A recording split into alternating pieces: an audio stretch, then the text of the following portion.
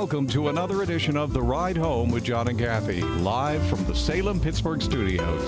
And now here are your hosts, John Hall and Kathy Emmons. Good afternoon. Happy to have you along for today's ride home. John Hall taking another day off. This morning I received my requisite beach picture. Surprisingly, it was gorgeous. You know, it's tough to take when your friend and coworker is having a glorious time, isn't it, Gary? Yes, it is. We give and we give and we give. That's exactly what it is. I mean, deep down, I'm super happy that he's having such a good time. But, you know, the more earthly part of me is just full of resentment. It's all right. I do what I have to do. And great. And the good news is we have so much ahead for us in the next 2 hours. In the 5 o'clock hour, Tim and Kathy Keller will be with me. We talk to Tim and Kath each month on the show. And today our topics are going to be forgiveness. That'll be in one segment. And then after a break, we'll come back and talk about what reconstruction looks like. There's been a lot of social media posts, blogs, ruminations on what deconstruction looks like. And deconstruction is, you know, someone who has lived life as a believer and has decided, you know what, they're hanging it up. They're going to take it all back to the studs and see if there's any faith left and see what happens going forward. Tim's been thinking about what reconstruction might look like, perhaps after deconstruction. So we'll be talking to the Kellers about that. Also, how sitting all day can cause health problems even if you exercise. See, so here's the thing. So they used to tell us that 30 minutes of exercise 5 days a week, you were really good to go. Now they're saying, well, not exactly good to go, because there's another thing you could do. I mean, it never ends. It's just a lot to live up to.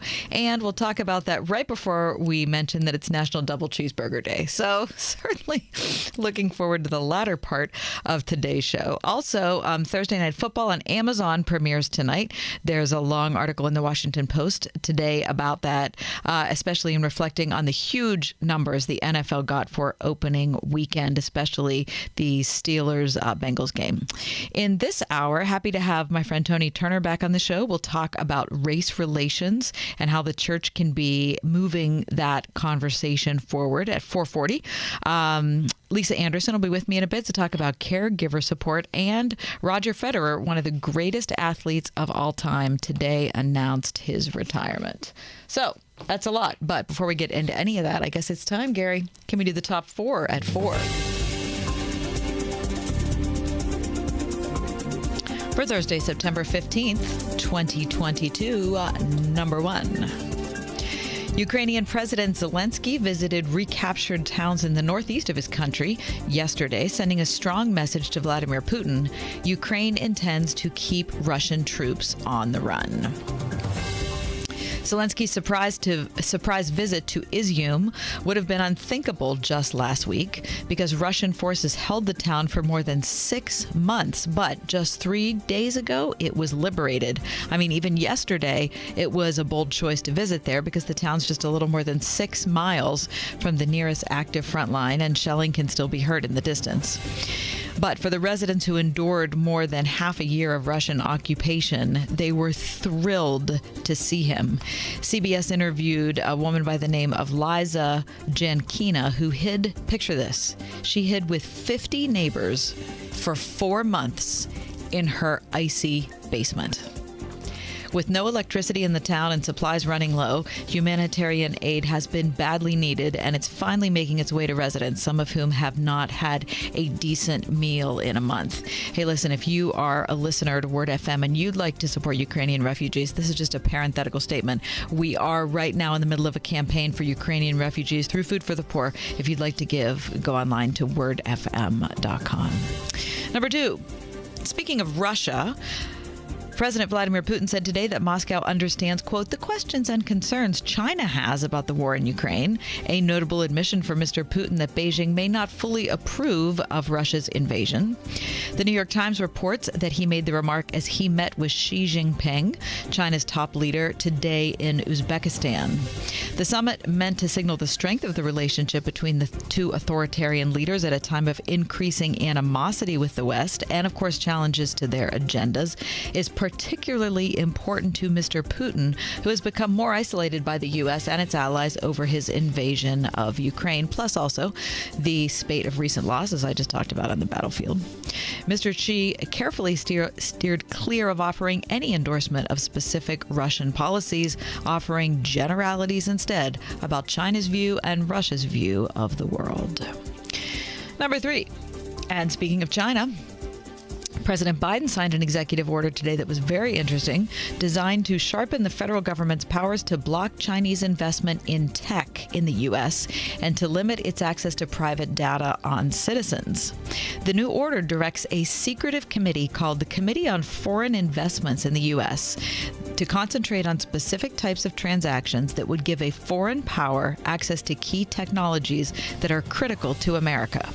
The committee will review cases that would have an impact on microelectronics, AI, biotech and biomanufacturing, quantum computing, advanced clean energy, and climate adaptation technologies. Now, while China is never mentioned in this order, all of those that I just mentioned are key areas in the, quote, Made in China 2025 drive that was started 7 years ago by President Xi Jinping.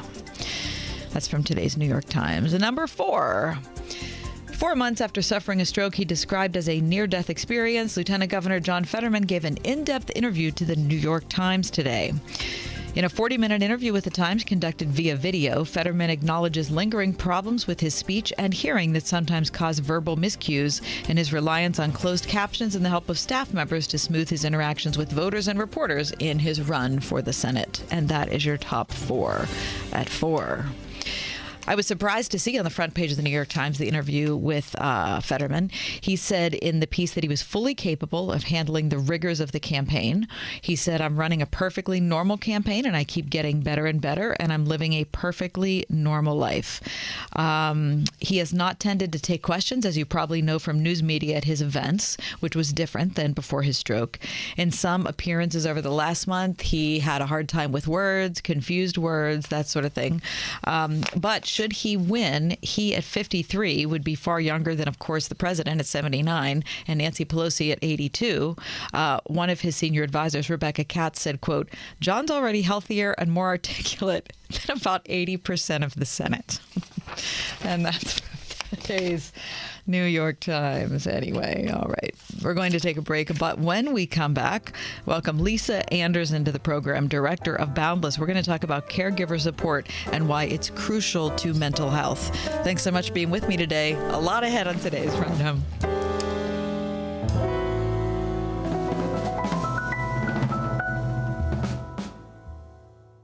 101.5 WORD. As the war in Ukraine drags on, innocent refugee families are in desperate need of food. Food for the Poor has sent millions of meals already, but more are needed. You can make a huge difference answering these families' prayers and pleas for food. 25 cents sends one meal to Ukraine, so a gift of $100 will send 400 meals. Please give your best gift now. Just text SEND HOPE, all one word, to 91999. Text SEND HOPE to 91999 and we'll send you a link to give. Or click the Help Ukraine banner at wordfm.com. Hey, I'm Andy.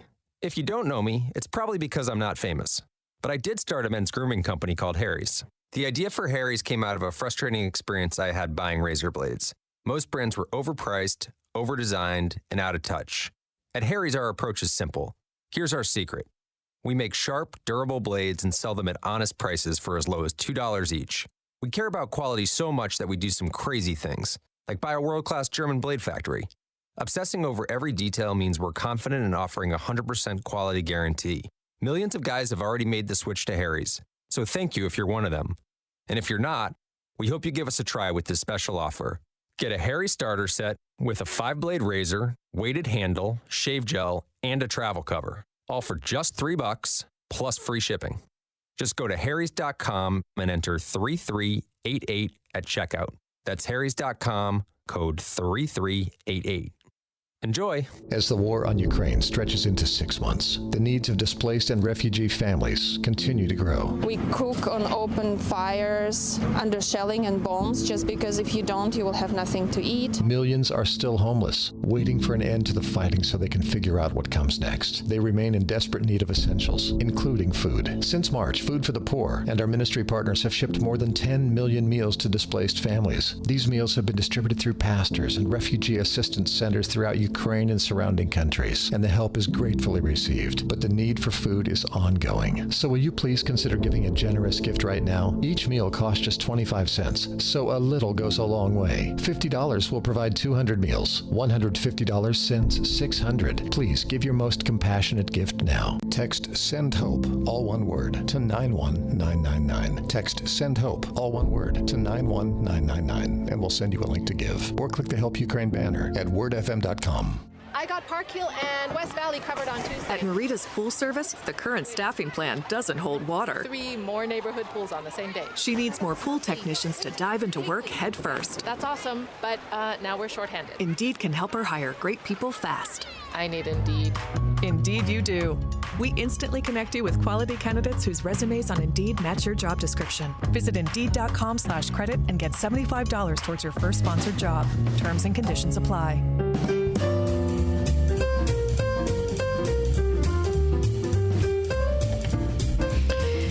Caregiving is that task that comes to you. It's not something I think that most people prepare for. I think it's something that most people don't think about a whole lot ahead of time. And it's something that you have to kind of figure out as you go along. I've done this myself. My next guest has done it herself. And I'm sure there are a ton of you listening to this program right now who are in the middle of it right now. So let's throw our attention to the idea of why it's crucial in the midst of all of that to maintain mental health. Lisa Anderson is my guest, director of Boundless and Young Adults at Focus on the Family. She also hosts the Boundless Show, weekly podcast and radio show. Lisa, welcome back. Hey, it's always so good to be here, Kathy. Lisa, talk about your experience with caregiving. Who were you caring for and what did it look like? Yeah, so I had my mom for the last 2.5 years of her life. She had dementia for probably about 10 years and kind of went on a slow decline. And at the end, it sped up. And so I moved her out here to Colorado to live with me and had her full-time, although I work full-time. So my dear friend Juliana joined me in the journey and helped me care for Mom. We moved in as single roommates and did it together and couldn't have done it without her. Wow. What a friend.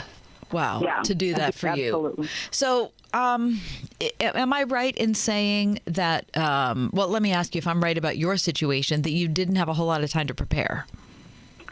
Not really. And honestly, as you were introing the segment, I was thinking to myself, yeah, that was totally me, because I, like, oldsters are my jam. Okay, you know, some people are kid people. Yeah. I love seniors. So I thought, like, this is going to be great. I'm going to give Mom a great last season. We're going to do fun activities. It's going to be, like, super chill.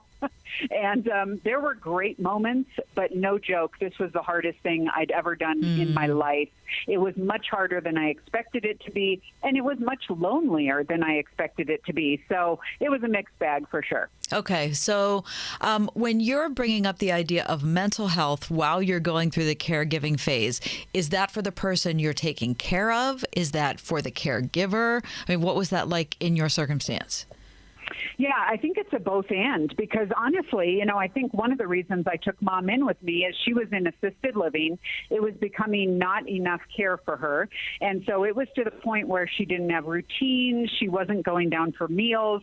You know, I would call and she had eaten like ice cream and wheat thins for breakfast. And so it was just, I knew that she needed structure. She needed to feel like she was there with someone that she knew and recognized.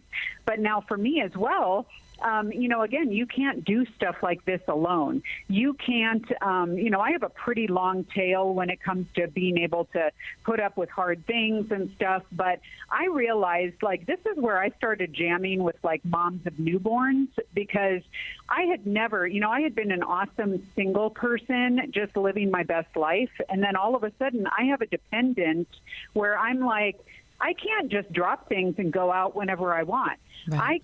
I was up, Kathy, sometimes 3 times a night with Mom. Gosh. She would get up, and I had to get up and then go into work in the morning. And so to really plan for that is something that I didn't do well. And I realized in hindsight that, that's something that folks have to prioritize, and much more so get a support network around you, because otherwise you will flame out pretty fast. Yeah, I think that support network is really important. And when I was taking care of my parents, people that made me laugh were top of my list, because I didn't, and maybe this is my personality. I'm sure it is my personality, but I didn't need somebody to go through the emotional angst of the whole thing with me, because I was fully living that. It was really wonderful to have people that weren't afraid to make me laugh or send me little clips or whatever it was to keep me going. So I thought that was important. But when you brought up, you were kind of jamming with the mothers of newborns, I think the situations are very similar. I remember before I had my first child, people saying, oh, you have no idea what's going to, but you can't picture it. You could plan as much as you want, but you can never picture what it's like, and you can never be ready for the life change that it's going to bring you. So as much as I say you can't plan for, it just doesn't even matter, I think, if you did plan for it.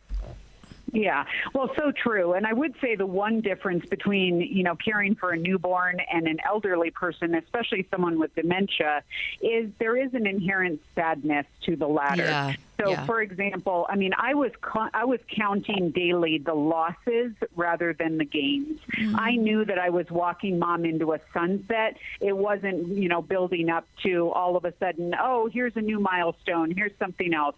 And so that was very hard. And so, even having the people, when I realized there was also a loss of a sense of self, too, going to church, and it was kind of, there were precious people that tried to engage, but a lot of times people were just awkward, and it was like, well, I don't want to, I don't know what Lisa's mom is going to do or how to really say anything to her. So they just didn't. And it ultimately ended up feeling super lonely. And, even to get a break and have someone, in fact, I jokingly told people, there were some people who stepped up and they came over and sat with Mom so I could just get out for a while. And it was so cool because I would tell them afterwards, I said, here's the deal. If Mom's alive when I come home, you will have been a success. Right. Right. You give her a bowl of ice cream, you watch one of her favorite videos, and this is a success. This isn't about being a registered nurse. It's not about being some entertainer. It's about just being there and caring for me enough to give me a break and step into that space and love her right where she is. Yeah, I agree with that. Lisa Anderson's with me, director of Boundless and Young Adults at Focus on the Family. She also hosts the Boundless Show weekly podcast and radio show. Lisa, what about navigating doctors, nurses, blood tests, scans, all of that sort of thing? Yeah, and that's tricky too. And that's where you really kind of have to get your game on. And again, there were other people. I had to realize that there were things in my community that I could avail myself of. I started out with the Center for Aging in my town, which many towns have. And they kind of move you along a continuum of here's what's available from our county. Here's what's available in respite type opportunities. And so having that all out in front of me, and then having the church come alongside me. It was like, I would go to Mom's appointments with her, and it got to the point where, I was doing all the talking. I had to advocate for her. Mm-hmm. I had to know what kind of doctors were going to, be able to relate to her. And so it was kind of an investigative process. And so finding people who've gone before and have done this with their loved ones is super helpful as well. Knowing the questions that I have ahead of time and not assuming that every doctor is going to know exactly what I'm talking about. Some of them, they'd pick up her chart apart, and it's like, we were there for the first time. I'm like, okay, we've been here, Right, we're not new patients. I had to reiterate something and just cutting them some slack too, because they're moving with a lot of different pieces, a lot of different patients. And so having that top of mind and being willing to just move slowly was helpful as well. Yeah, I think you're right about that. And I think that looking at it from the other side, your mom passed away when, Lise? She passed away Easter of 2018, so it's been 4 years now. Okay. Yep. And my mom and dad have both died since then. And the one thing I can say is how difficult, and I'm just going to speak for myself and then ask you what you think. The best thing is that I don't have any regrets. Now that the time has passed and, all of that was so incredibly difficult at the time, but I would rather have done what I did and been really maxed out and it have been so difficult than to be in the situation I am in now and to think, oh, I wish I would have done X, Y, or Z. That was right where I was as well. I mean, like I said, I was super aspirational going into this, a little bit rose-colored glasses. It ended up being super hard, but I still, looking back, have no regrets because I got to walk my mom home. I got to give her a great last season. I got to create memories with her, even in dementia, some of them were hilarious. Some of them were touching, very much all over the place. And that's something, and that actually brings up another point quickly, Kathy, is, make sure that if there are siblings, if you're a sibling group involved, that you have conversations before you get to this point, because it turned out for me that I thought all my siblings were going to jump in and be like, this is amazing. How can we help you? And I got crickets. And so, that for me, I had resentment. I was starting to preach at them about what they should be doing and blah, blah, blah. And so get on the same page, figure out what is everyone's strength? How can each person contribute? What does this look like? And that will set you up for success as well. Yeah, that's good advice, Lisa. The more communication, the better. And also, I was in you're in a different situation because you moved your mom out to where you were. I was really richly blessed because my mom and I were in the same city. That I was also surrounded by a lot of people who loved her. And when my dad was sick, a lot of people who loved my dad. So even though I was the main caregiver, they were in community. And, if that's a possibility for your parent, that's really helpful. For you, it wasn't. So I can't imagine, because you end up being all of the circle that your mom has. Yeah, and it really was. And other than my friends who loved me enough to come alongside me. And so one great example of that was my Thursday night Bible study, which is kind of my group of women, my tribe that I hang with and stuff. And Mom would join me for that. So it got to the point where I hosted it because it was a lot easier to host than to move Mom from point A to point B. But at the same time, they came and they would bring snacks and they got to know her. That's and wonderful. She kind of, yeah. And so they enveloped her and they cared for her as well. And in doing that, they cared for me. And so one of the neat things, even in Bible study that we did, was Mom, to the end, was a great reader and she could read out loud. So it was her job in Bible study to read the passage for the night. And that made her feel included and everyone kind of applauded her. So just a neat way for her to be part of it. And everyone saw that and supported it. I love that so much. That's so healthy. It really is. It's so healthy. Yeah. And so, okay, we only have a minute and a half left, Lise, but what about, you had mentioned how great it is to have somebody give you a couple hours off, come into the house. You don't have to be a registered nurse, just, sit there and be with somebody. What other things would you say to people who have a friend who's a caregiver or a sibling or whoever it is that they could do to just, I don't know, make it a little easier? Yep. I think the first thing is what I did mention, give us a break. Anytime you can give a person a break, do it and just put it out there. The other thing is meet practical needs. Maybe that's giving someone a gift card for a meal. Maybe it's coming in. I had coworkers come in and clean my house for me a couple times. Ridiculous. It was so awesome. And they said, you leave, we're going to do this. Offering encouragement is another great way to do it, to say, I'm going to pray for you, committing to pray, asking for prayer requests, and finally, include us in your life. Don't let us do this alone. Have us over for dinner, include us maybe in a holiday, be the person who's going to say, I see you, I care, I know you, I want you to be part of this, and I want to be part of your journey. Wow, that is absolutely terrific. I mean, it's not something that any of us want to do, but, you know, it's part of life, and it was a beautiful experience for me in many ways, as hard as it was. I'm sure it was the same for you, Lisa. And just being able to talk about it in real terms, I think is just really helpful. So again, Lisa, thanks so much for being here. Absolutely. Thanks for having me. Tell us about the Boundless Show. Yeah, so we're a show largely for single young adults, but folks can find us at boundless.org or wherever shows are, Apple Podcasts and beyond. And it's kind of a great community for single adults and younger adults to be seen and heard as well, and especially in various difficult circumstances in life. So join us there. Okay. All right. That sounds really great. Lisa Anderson, Director of Boundless and Young Adults at Focus on the Family. Check out The Boundless Show. And stay with us now on the ride home, because coming up next, we're going to talk about one of the greatest athletes in modern history takes his retirement. This is Kathy Emmons. John and I are grateful for the encouragement we have from all of our advertisers, and especially our friends at Grove City College. Thanks to everyone at Grove City for supporting the ride home. My nephew is obsessed with treasure hunting. We watched that National Treasure movie where the hero solves all the ridiculous puzzles on his way to finding treasure. And ever since, he's been hiding painted rocks in the backyard and making treasure maps. In the movie, the hero has to find a clue inside a glacier, steal the Declaration of Independence, and outsmart the FBI.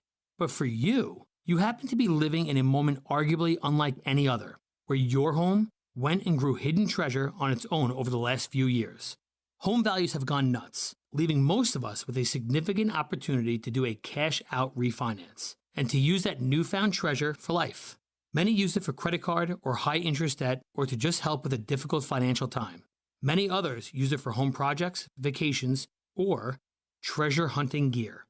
If you're curious what's hiding in your home, we are United Faith Mortgage. United Mortgage Corp, Melville, New York. MLS number 1330. Pennsylvania Department of Banking and Securities. Mortgage lender license 22672. It's a very common fear to have a fear of the dentist. There's a reason patients love Dr. Megan Stock, voted Pittsburgh Trib's Best of the Best Dentist in Northern Allegheny County for the second year in a row. I feel particularly drawn to making sure that all patients are at ease, that extra gentle touch, the extra nudge to tell them it's okay, we'll get through this together. Exceptional dentistry meets compassionate care. Stock Family Dentistry, Perry Highway in Wexford, at stockfamilydentistry.com. We've all felt the impact of rising food prices. For families in poverty, they're facing malnutrition and even death. You can feed a family for a month with your $50 donation to Compassion International. Just text the word radio to 97646. This is Tim Seckler inviting you to tune in each and every Saturday morning at 9 a.m. right here on Word FM 101.5 for the Life and Legacy Show, sponsored by my law firm, the Seckler Law Firm. Each week, we'll talk about your family's well-being as it relates to elder law, nursing home stays, estate planning, and keeping your hard-earned savings. And if you missed the Life and Legacy Show, you will find it archived at secklerlawfirm.com. See you Saturday morning at 9 a.m. right here on Word FM 101.5 for the Life and Legacy Show. We are everywhere on your radio at 101.5 WORD FM Pittsburgh, at wordfm.com, the Word FM mobile app, iHeart, TuneIn, and Odyssey. Hello, this is Jack Graham, pastor of Prestonwood Baptist Church in Dallas and voice of PowerPoint Radio. Let me encourage you to be prepared to vote in this upcoming election. Before the Lord, it is our right and our responsibility to take part in the democratic process. The stakes are far too high to sit back and let others choose the course for our nation's future. Register, plan ahead, and please vote.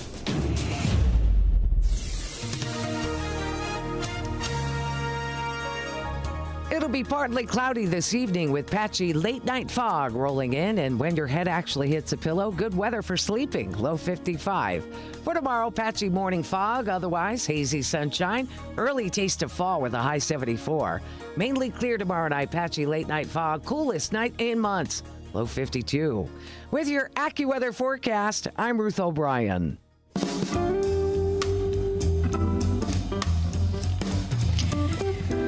Roger Federer, the Swiss star who's dominated men's tennis for, probably more than 20 years, has called it quits.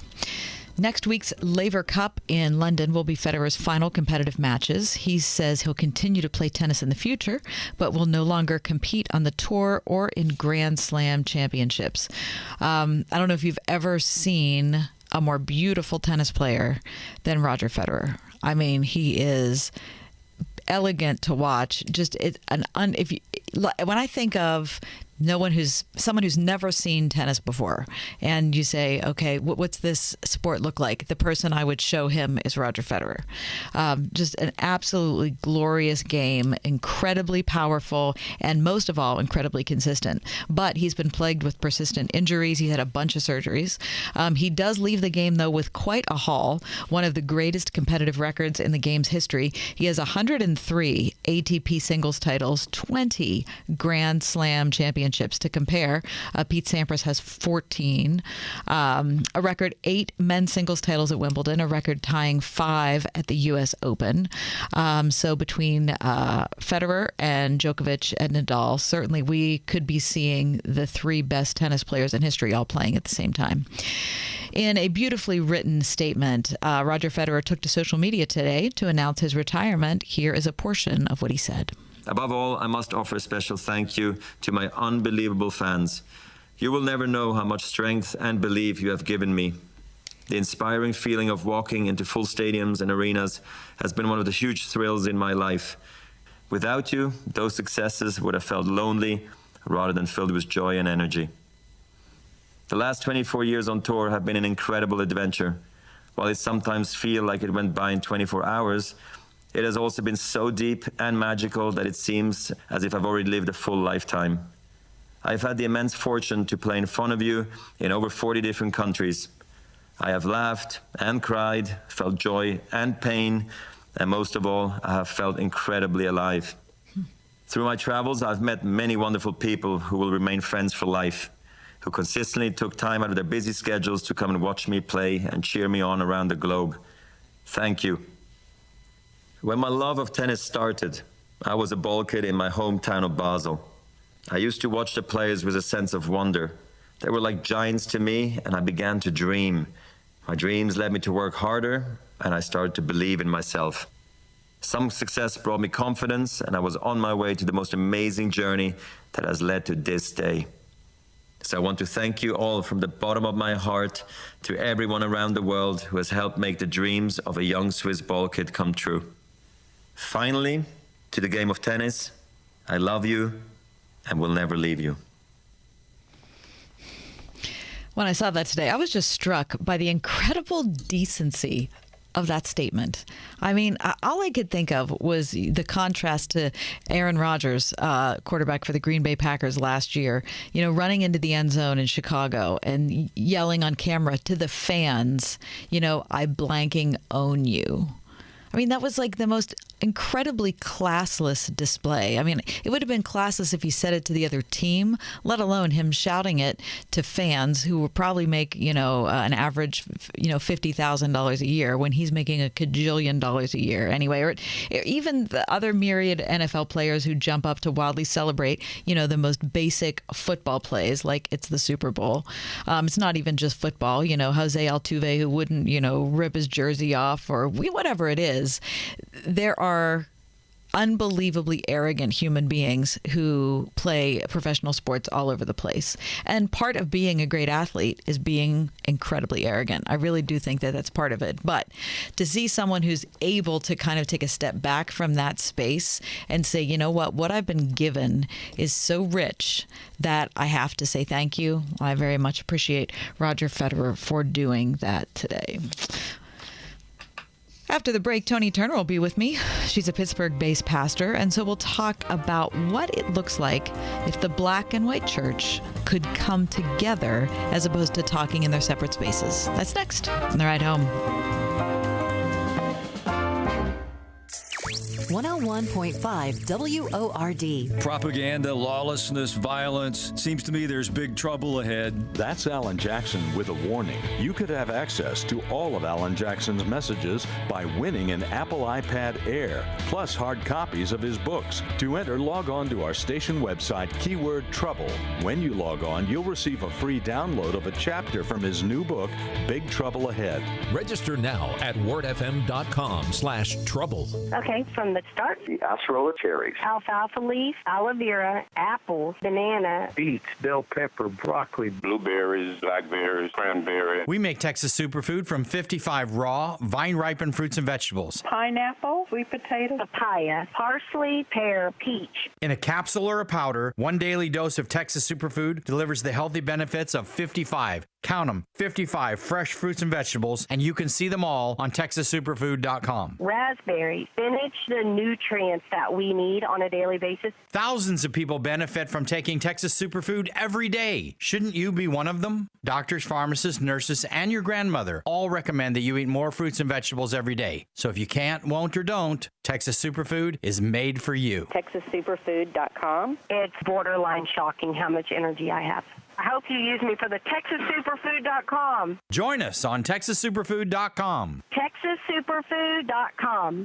Today on Hey Culligan, soft water, cleaner environment. What do you say, Greg? Hey Culligan, are you saying if I have a Culligan high-efficiency water softener, I'm also helping the environment? It sounds like you're saying it, Greg, and yes, you are, because with the Culligan high-efficiency water softener, you'll use less detergent, soap, and harsh chemicals, and that's good for the planet. Now you're saying it. You bet I am, Greg. Soft water and a cleaner environment is already on the way. Let us help you out with a free in-home water test from a local Culligan water expert at Culligan.com. Do you have a passion for helping others? Turn it into a rewarding career at LifeSteps. LifeSteps is hiring caring people to make a difference in the lives of individuals with disabilities. Full-time and part-time positions available with opportunities close to home. No degree or experience necessary. LifeSteps offers flexible schedules, paid training, and generous benefits. Make a difference today. Call 724-283-1010 or visit lifesteps.net. LifeSteps is an equal opportunity employer. Meet Brad. Brad's hard at work, or at least his website is. Ever since he added live chat with Salem Surround, Brad's customers are getting their questions answered 24/7. Website purchases have gone up 35%, and they're over 3 times more likely to buy from him again. No bots, just real people helping real people. Live chat, one of the easiest, most affordable ways Salem Surround can increase your business while you do other things, or nothing at all. Ask us how at surroundpittsburgh.com.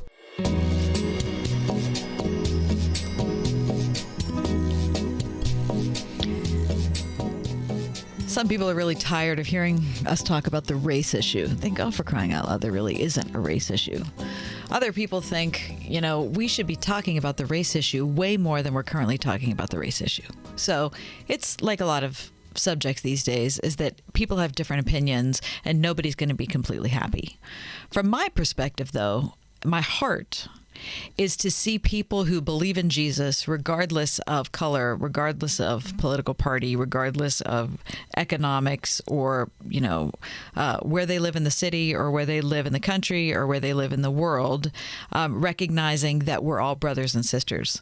And one of my favorite sisters is Toni Turner, and she's joining us here on Zoom. So if you're watching the show, we're streaming live on YouTube at The Word Pittsburgh. You'll see Toni's face there. Toni is a Pittsburgh-based pastor, counselor, and teacher from the Gracism Task Force, which we're going to talk about in a little bit. Toni, nice to see you. How are you? Thanks for having me. Great. I'm always happy to have you. So, Toni, you and I both love Pittsburgh. We grew up here. And we have a heart to see the church be an agent for change, I would say, in Pittsburgh. Talk about the things that you think get in the way of the change that you wish the church could be making. What's interesting is you asked that question. I was working with a group online. It's actually a group of people from all over the country. And we were talking about idolatry. And when I got off the call, I always thought, I was free of any form of idolatry. But I asked the Lord, am is there still something going on, that would stand between me and you that means that you're not first? And, is there something that I hold up as an idol? And he told me, yeah. He said, it's your own understanding. It's your understanding. And I was like, wow. And it's true. Wait, and how do you feel God told you that? How do I feel that he told me that? That was the first thing that came to my head after I asked. Yeah. Okay. And I just happen to believe that if he, if you ask him a question, he's not going to let anybody else just step in, to give you another answer. But anyway, I realized, because I felt free to ask more about that. We all have an idea of how things are supposed to go. And I believe that God gave us our minds, and I believe that, we are supposed to use them to think and all of that. But I also believe that our connection with him needs to come first. And so whatever it is that I think, I need to be able to run that by him first. What is it? Proverbs chapter 3 says, trust in the Lord with all your heart and lean not to your own understanding. So there are a lot of Christians that think, well, I've been a Christian for, 29,000 years, and I should know better by now, or I should know how to do this. We all have our way of worship. We have our own, we make an idol out of things, of the way we do things, as opposed to just, checking in with him to see if it pleases him, because that's who it's for. Toni, when we were talking on the phone this week, you said something that I wrote down because I thought it was really interesting. You said that you thought that a lot of the issues that we're having, like divisive issues, are not a result of race, but they're a failure of discipleship instead. Yeah. A disciple, meaning someone who is, well, for me, following Christ. Because that was one of the first things that he told the disciples after he had been baptized and been, tested and proven, acknowledged that, by God, affirmed by God as his son. He said to the disciples, follow me. And so I need to be able to follow him in the way I think. I need to be able to follow him in the way I treat other people, especially. I need to be able to follow him in how he related to the Father. I need to be able to follow him in the way he related to government. I need to follow him in every way that I possibly can. And so one of the things that happens is there is a scripture in Romans where it says, it's in Romans 12, don't allow the world to form you, but be transformed, be changed by the renewing of your mind. And for me, that is giving my mind to what God says is true. And I feel like if we would all do that, that somehow we would end up in the same place. Yeah. Yeah, because the Holy Spirit isn't going to lead us to places of disunity, right? So That's interesting, though, because I think that the contemporary understanding, Toni, would be that we are held apart because I don't like your political party, and you don't like mine. Or I don't like the way that you do church, and you don't like how I do church, and you don't like where I live, and I don't like where you live. And you're saying, and correct me if I'm wrong, that those things would be altered if our discipleship was in the right place? Absolutely. Because, first of all, we have a book. We have an owner's manual. And it even though there are different translations, they basically say the same thing. In Deuteronomy, God says, I give you a choice. I give you a choice between life and death. You can choose. I want you to choose life so that you can live and your descendants after you, but you can choose. And he doesn't stand in the way of our making our choices. As far as denominations or, what political party or whatever, I don't think that God cares as much about that as we do.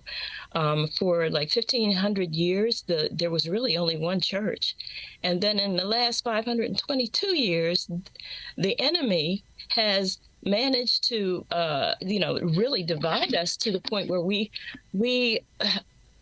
reject one another on the basis of what we believe or how we, do certain things. The cultures, what a culture is the way we do things. I don't think God is calling us to be twins. He's just calling us to be. All right. I agree with that. I really like that. God isn't calling us to be twins. He's calling us to be what? One.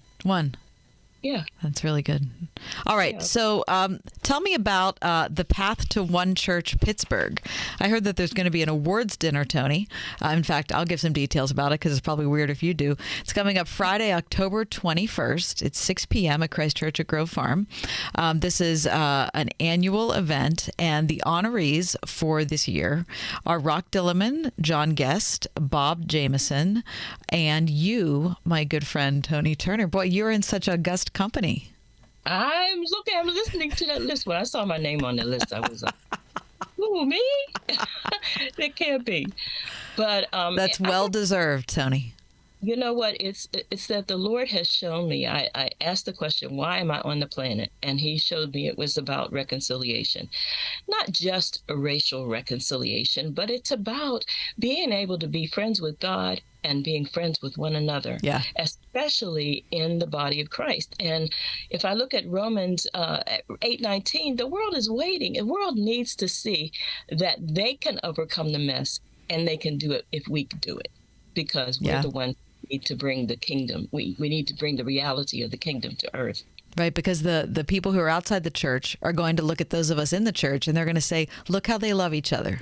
That's exactly right. Even how different they are, even all of the different spaces that they occupy, the different ways they talk and the different ways they worship and all the different people they vote for. Look at how, in spite of all of that, they still love each other. Absolutely. That's what Jesus prayed for.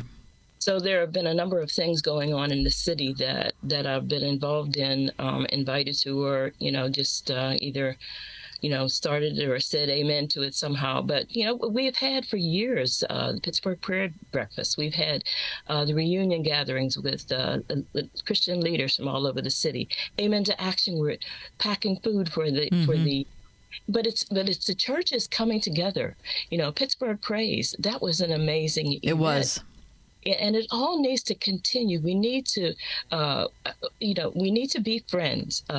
There's one organization, Pittsburgh Friends. We calling ourselves first responders. We want to be able to speak into what's going on in our city so that we can bring change to our city. And so it's about, the discipleship is about following Christ, not following anyone else, but making God first. The Path to One Church Pittsburgh, the awards dinner, is hosted by Pittsburgh Friends. It's coming up Friday, October 21st at 6 p.m. at Christ Church at Grove Farm. The honorees for this year are Dr. Rock Dillerman, Dr. John Guest, Bob Jameson, my friend here, the Reverend Toni Turner, plus the late Reverend Katie Burt, the late Tunchokin, and the late Bishop Lauren Mann. You can register at pittsburghfriends.com. Toni, always good to talk to you, my friend. And you as well. Look forward to hearing some more, too, about the Amen to Action. Sounds good. And I'll be there in October. See you soon. Okay. Bye-bye.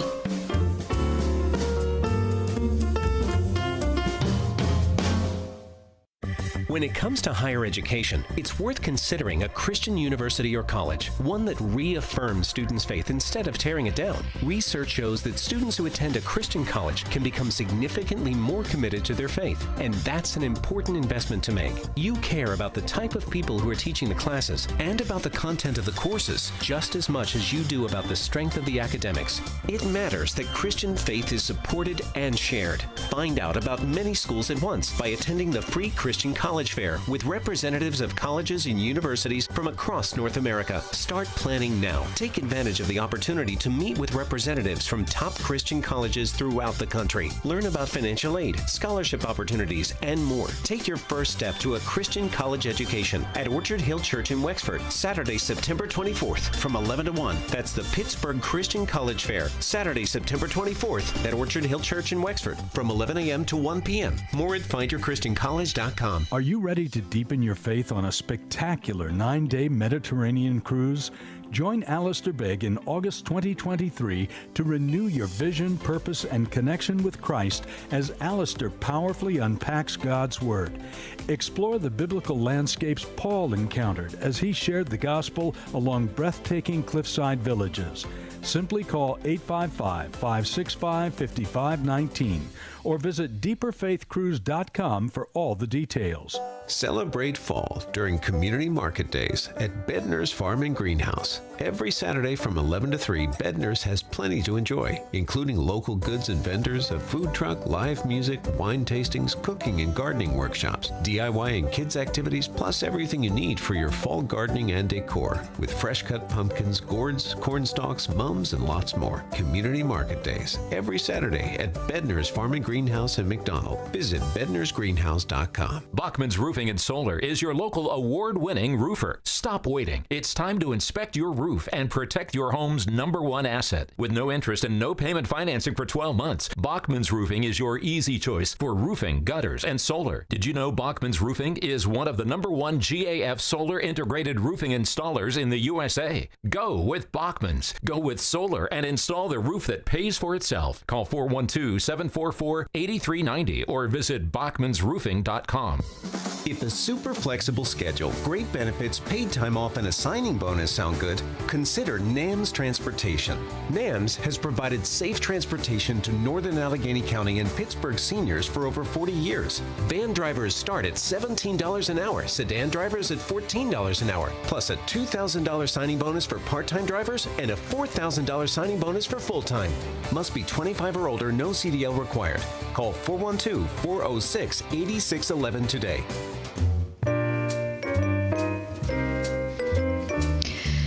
ICYMI, pumpkin spice, is now in the dictionary. You're thinking, what's ICYMI? Well, that's also in the dictionary. We'll talk about that.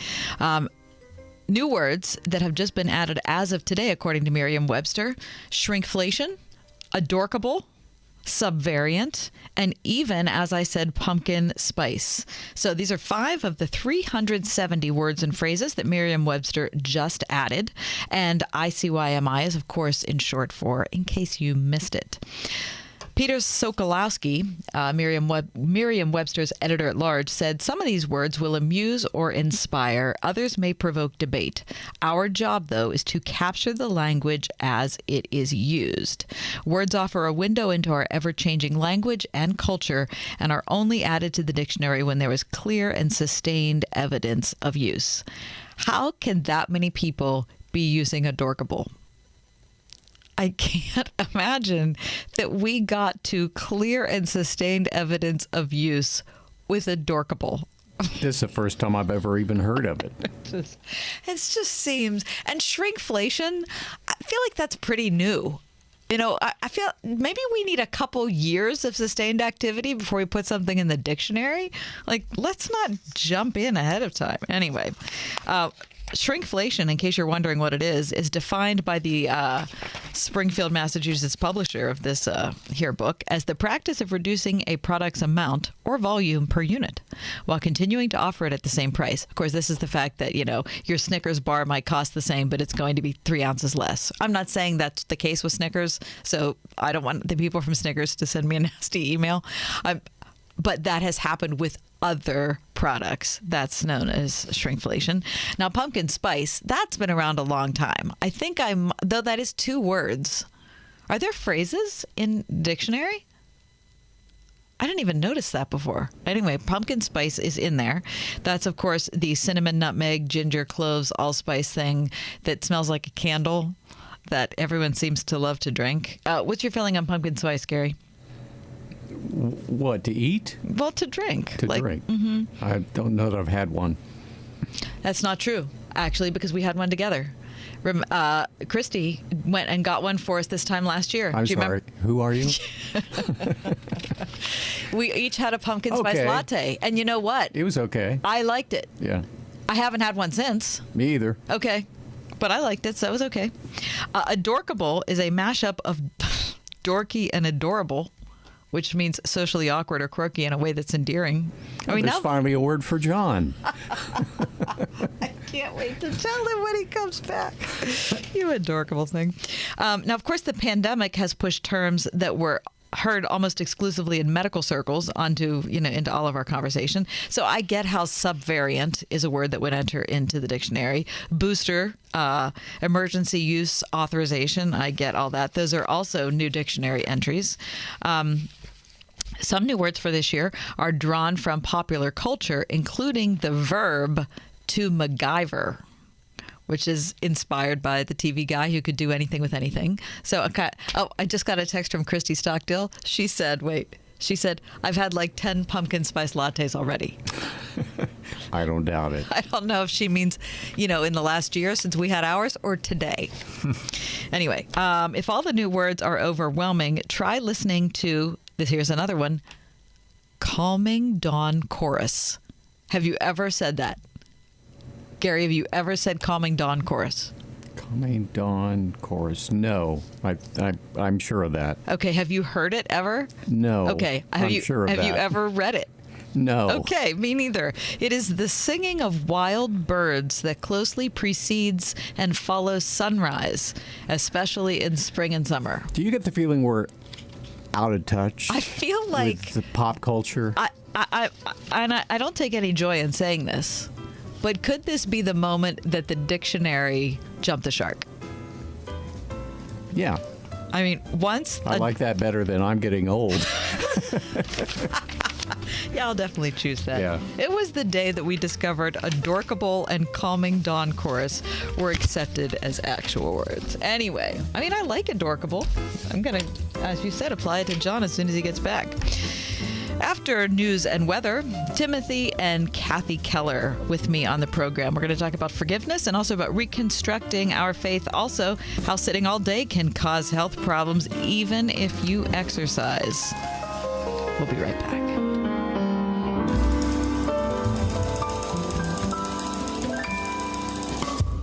.5 WORD-FM Pittsburgh. On your smart speaker by saying, play the word Pittsburgh. And on your phone via the Word FM mobile app, iHeart, TuneIn, and Odyssey. Grill.com. With SRN News, I'm John Scott. Americans picked up their spending in August from July, even as surging inflation took a toll on household budgets. Retail sales rose an unexpected 0.3% last month, from being down 0.4% in July, according to the Commerce Department. A tentative railway labor agreement has been reached, thus averting a nationwide strike that could have been devastating to the economy. Former President Trump tells the Salem radio network the FBI raid on his home in Florida was unconstitutional. He also predicts it will backfire on the Democrats in November. I don't think the people are going to stand for it. If you noticed, the poll numbers are the highest they've ever been. The people are not going to stand for this stuff. They've weaponized Department of Justice and FBI. The former president set to hold a Save America rally on Saturday in Youngstown, Ohio. This is SRN News. My brother-in-law died suddenly, and now my sister and her kids have to sell their home. That's why I told my husband we could not put off getting life insurance any longer. An agent offered us a 10-year, $500,000 policy for nearly $50 a month. Then we called SelectQuote. SelectQuote found us identical coverage for only $19 a month, a savings of $369 a year. Whether you need a $500,000 policy or a $5 million policy, SelectQuote could save you more than 50% on term life insurance. For your free quote, call SelectQuote at 1-800-940-6161. That's 1-800-940-6161. Or go to SelectQuote.com. That's 1-800-940-6161. SelectQuote. We shop, you save. Full details on example policies at SelectQuote.com/commercials. You've all helped build MyPillow into this amazing company. And now, Mike Lindell, inventor and CEO, wants to give back exclusively to his listeners. Hey, this is John Hall. The Percale and Giza Dream Bed Sheet sets are available in a variety of colors and sizes, and they're all on sale for as low as $29.98 with our listener promo code. Order now, because when they're gone, they're gone. The Percale and Giza Dream Sheets are breathable and have a cool, crisp feel. These come with a 10-year warranty and a 60-day money-back guarantee.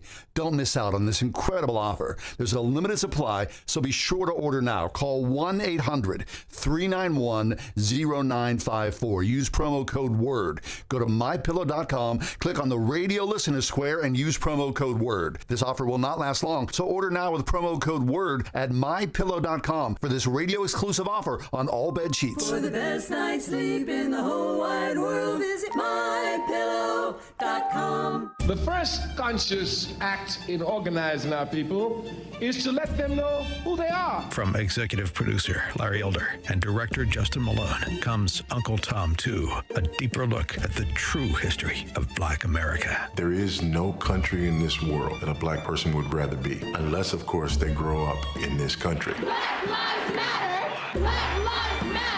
Uncle Tom 2 uncovers the Marxist plot to demoralize America, using false racial tension to destroy capitalism, replace God with government, turning black prosperity, faith, and patriotism into a perceived state of discontent, victimization, and anger. There was an intention to use black people to affect change. They're fed a lie that is so deceptive, they actually believe the opposite of that which is true. Uncle Tom 2 with Brandon Tatum, Fody Bauckham, and Shadow Jackson.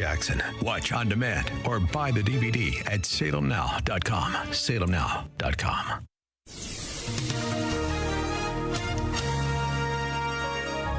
It'll be partly cloudy this evening with patchy late-night fog rolling in, and when your head actually hits a pillow, good weather for sleeping, low 55. For tomorrow, patchy morning fog, otherwise hazy sunshine, early taste of fall with a high 74. Mainly clear tomorrow night, patchy late-night fog, coolest night in months, low 52. With your AccuWeather forecast, I'm Ruth O'Brien.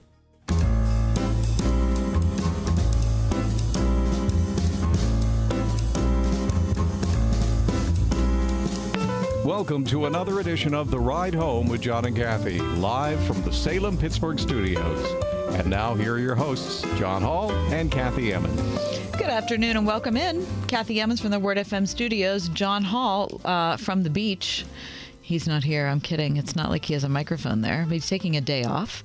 I'm happy to have you along for today. We have a great hour ahead. Tim and Kathy Keller will be with me. They're in the On Deck Circle together. They'll be with me in just a couple minutes. Also, it's Roberto Clemente Day in Major League Baseball, which is a real honor for the Clemente family and for the city of Pittsburgh. It's also National Double Cheeseburger Day. Plus, in light of that, how sitting all day can cause health problems, even if you exercise, which could be the worst news of today. Okay, so I was surprised to see the huge numbers that the NFL pulled in over last weekend in their debut weekend for the season. According to Sports Media Watch, CBS pulled 17.39 million viewers across network and streaming platforms for the Steelers-Cincinnati game. Now, that is a ton of people, obviously, but, you know, NFL always pulls a lot of people. What was interesting and surprising to me is it was up 16% in ratings and 21% in viewership from just last year. I mean, that is really, really something. And then in the afternoon, it continued. Fox had 18.5 million. That's up 10% and 12% in viewership from last year. And then the Sunday night game, which was Tom Brady and the Buccaneers versus the Cowboys, that also was a big win. Almost 23.5 million viewers. And that makes it the most watched Sunday night football debut on linear television since the Giants-Cowboys game 5 years ago. I don't really know what can account for that, except that they were good matchups. That's the first thing. And speaking of good matchups, tonight is the premiere of Thursday Night Football for the very first time on Amazon Prime. This is a marquee matchup between the LA Chargers and the Kansas City Chiefs. But what's most interesting about it, even if you're not a sports fan, is that this is the very first time there have been regular games that are not aired on terrestrial TV, but are aired, and not on cable TV, but are streamed instead. So the only people outside of Kansas City and LA, or people inside Kansas City and LA, can watch on regular TV, but all the rest of us cannot watch it if we don't have an Amazon Prime subscription. That means for the very first time, most NFL fans cannot pick up their remote on a Thursday night and flip to a game on TV. So it's going to be a gamble to see how many people who don't have Amazon Prime are actually willing to get it. So I was thinking about people I know who don't have Amazon or not comfortable with streaming or whatever that is. And, my mom was horrible, absolutely horrible when it came to any type of technology, but was very much a sports fan. So whenever a game came on, I would go over to her house and I'd get it set up for her because she just couldn't manage, the cable remote, and she couldn't do her Apple TV remote and her iPad. It was just like one big technology blur to her. And I'm sure she's not alone. There are a ton of people who are going to, go to watch the game tonight, and they're going to be wondering why they can't pull it up on their TV. And of course, that's why. Now, the NFL's business model has long relied on the simplicity for fans, which is if it's Sunday afternoon, you can either flip on Fox or CBS and you can watch your show, right? To facilitate this transition, Amazon has set up a customer service call center filled with thousands of representatives who are going to field troubleshooting calls. So people are like, I can't watch the game. Why? And there are going to be a ton of people to help you figure it out. The company also has delivery trucks. All their packages have been talking about the Thursday night game. Amazon has promised a few new bells and whistles for the game. And also, this is not a one-time thing. This is going to be every Thursday night for the entire football season. On Amazon, there's going to be one alternate feed that has an overlay of statistics and game info. On some smart TVs, some viewers will be able to control their own replays and camera angles. And another feed for several games will feature Dude Perfect, a sports and comedy group which is popular on YouTube. Now, if all that's too new for you, you'll be comforted when you turn it on and hear Al Michaels there. He has been calling football games for, it's got to be 30 years. Kirk Herbstreit, who comes over from the college side, is going to join him. Also, the longtime producer of Sunday Night Football, Fred Gaudelli, will come from NBC and land at Amazon to take the helm of this. Now, this is coming, I think, at a time of great, we're reaching a new era. And it's not just football, because in July, for the very first time, more TV minutes were streamed than consumed on cable TV. It has never been like that before. So now, perhaps it's tipped, and now we're going to find that streaming is going to take over from regular TV. So there's a rumor that NBC is considering canceling their 10 p.m. programming starting in January. So they would turn the 10 to 11 slot, which has usually been the slot my whole life that was reserved for the big drama, of the night, whatever it is. There's so many people streaming at 10 o'clock at night that NBC is thinking that it's not worth their time to invest in the dramas that they produce and make original programming. They're thinking about handing that 10 to 11 p.m. slot back to local networks. So they'd toss it back to Pittsburgh and say, well, you guys put on Pittsburgh Tonight Now, or whatever it is that a local station, a local NBC affiliate would come up with for that slot. That's how much streaming has changed the way people are watching TV. In an interview, Al Michaels, who is 77 years old, was musing about the changes to the business of football that he's seen over his career, cable and streaming, but also, he said, the demand for live sports. The most famous call of his career, of course, was the 1980 U.S. Olympic hockey team's upset of Russia. It was the Soviet Union at that point, and it was seen mostly on tape delay. Even after TV execs lobbied, he said, to push the start time back, the game was played in the early evening and then broadcast in prime time a few hours later. It was so bizarre, Al Michaels said, because most people didn't know the score. They watched a game at 8 that was already played. He said, from such a low level like that to what I'm doing now on Amazon every Thursday night for the NFL season, I've seen the whole tapestry of this business play out.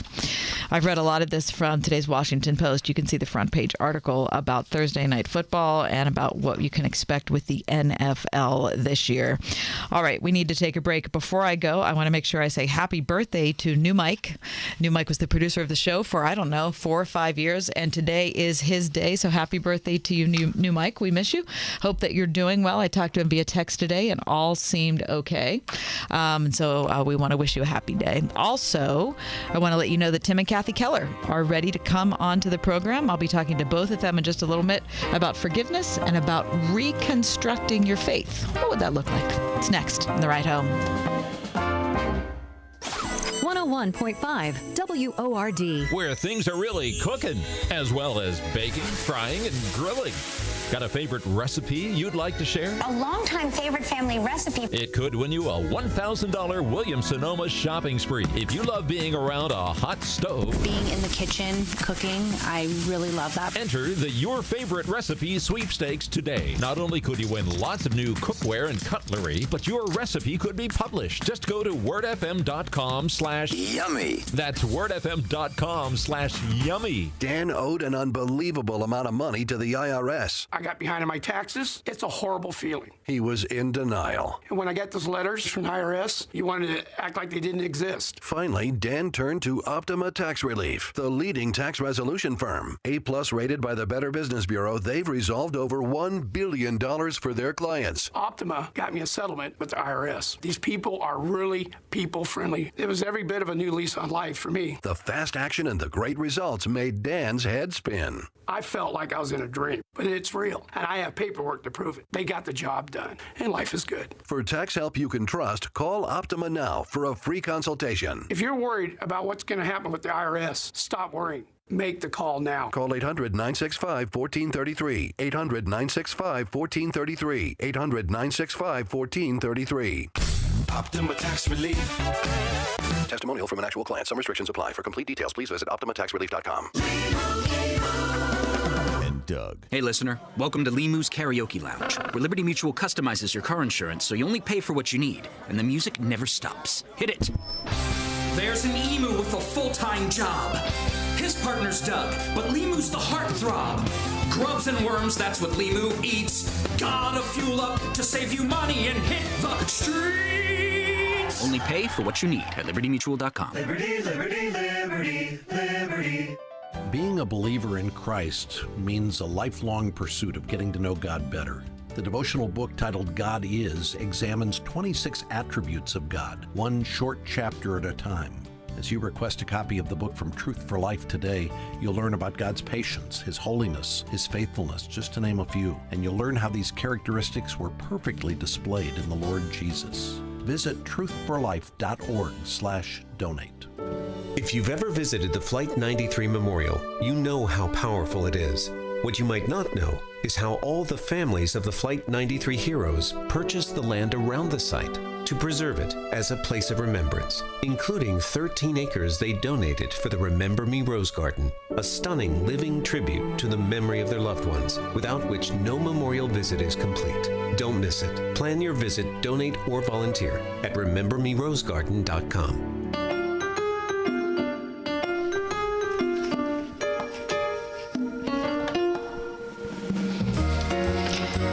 Tim and Kathy Keller are with me. Tim Keller's the founding pastor of Redeemer Presbyterian Church in Manhattan, which he started back in 1989 with his wife, Kath, and their 3 young sons. Tim's books are many, including the New York Times bestselling The Reason for God and The Prodigal God, plus Hope in Times of Fear, The Resurrection and the Meaning of Easter, and the forthcoming Forgive, Why Should I and How Can I? Kathy is not a slouch herself, formerly Assistant Director of Communications for Redeemer and author of Jesus, Justice, and Gender Roles, A Case for Gender Roles in Ministry, and also co-author with Tim of several books, including The Songs of Jesus, A Year of Daily Devotions in the Psalms. Hi, you guys. How are you? Well, hi. Can we hire you as our publicist? Yes. I'm available for hiring. How are things in New York? Oh, it's a beautiful sunny day. It's lovely here. Wonderful. Yes. All right. So before we go any further, we want to hear an update on your health, Tim, and how things are with your fam. Well, I'm doing immunotherapy, and rather than chemotherapy, and I think the short answer is it's actually going pretty well. Okay. The cancer's responding to it, but it's not a slam dunk at this point, and we have to keep going back to check out how well it's doing and whether it's going to how fast it's shrinking, but it has been shrinking. So the immunotherapy is a totally different experience. Can I jump in with one piece of? They told us that it would be slow and that not to expect anything at the first scan, which was in July, and that sometimes you don't see anything till December. It takes a while, and at the very first scan in July, it had shrunk by 40%. And wow! The doctors are practically ecstatic. In fact, we learned from a source that Tim's scans had actually been taken to the White House to be shown as part of this cancer moonshot thing to the president. Wow! So with all the details, disguised so that there wasn't any question of whose scans they were. But the point being, we can beat this, we can do this. There is stuff that can be done, and so. But it hasn't continued at that pace, and it may not continue at that pace. Just as long as it continues, we don't care. Right, of course. But it was a scary time. I mean, I remember your son tweeting for you during that time when they kind of strip your immune system down to zip before they rebuild it, Tim. We've only talked to you once since then, but in reflecting on it, that I'm just guessing that's got to be a really low point. Yes, certainly. Well, also, we had never had that experience before. And I think in some ways it was scarier for my family because I was, if you might guess, kind of out of it, spending most of my time sleeping it off and all that sort of thing. So they saw how weakened I was. Was when I started to get more alert, I realized, that was hard. But it's the doctors are great, and this is a immune therapy when it comes to pancreatic cancer is always a trial. So there's a trial, but they also have done this with a couple thousand patients. So they kept assuring us that this is hard, but something you recover from, and it turned out to be true. But you're right; it was really hard on everybody. It was hard on us all. Yes. If it doesn't keep going at all, I mean, we said it might keep going at a slower pace, but if it just grinds to a halt, they've told us, we have a second set of your cells. We can do it all over again a different way, and maybe that one will work. And we thought, oh, no, do that all over again. You can't mean it. But, I said to Tim afterwards, if